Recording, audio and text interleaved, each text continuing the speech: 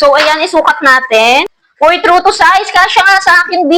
Guys, alam niyo ba yung trending na sleeper ngayon? Eto na, meron na ang guleng. Kaya naman, buksan na natin yan. Huy! So, check nga natin kung talagang maganda. Kasi, daan ang daan ko sa FYP ko, B.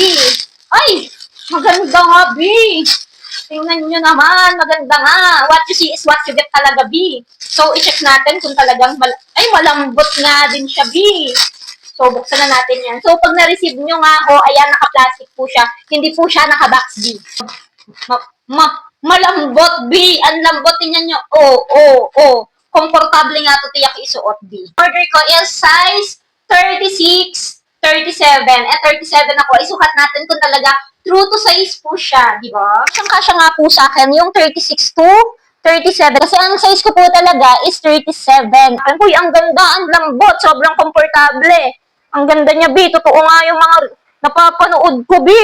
Kasya po talaga sa akin yung size 37, pero kung malapad po yung paa nyo, syempre, mag-add po kayo ng +1, di ba? Ganun naman pag malapad paa natin, kailangan talaga natin mag-add ng +1. Sa akin po kasi manipis lang yung paa ko. Ay, manipis ba bitang doon? Basta yun na yun, hindi siya ganun kalapad yung paa ko. So, sakto lang po sa akin tong size 37 nila. Kung gusto nyo rin po ng mga ganitong sleeper, pwede itong pambahay, pang-alis, pwedeng pang-beach, kasi hindi siya madalas. Tingnan nyo naman.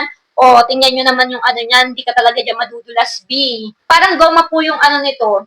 Kaya naman, kahit mabasa or maulanan, B, hindi po ito mamamaho and hindi po ito madaling masisira. So, kung gusto niyo po nito, ilalagay ko po ang link dito sa aking yellow basket or di kaya naman po ay sa comment section para maka-order po kayo ng ganitong sleeper. Huy!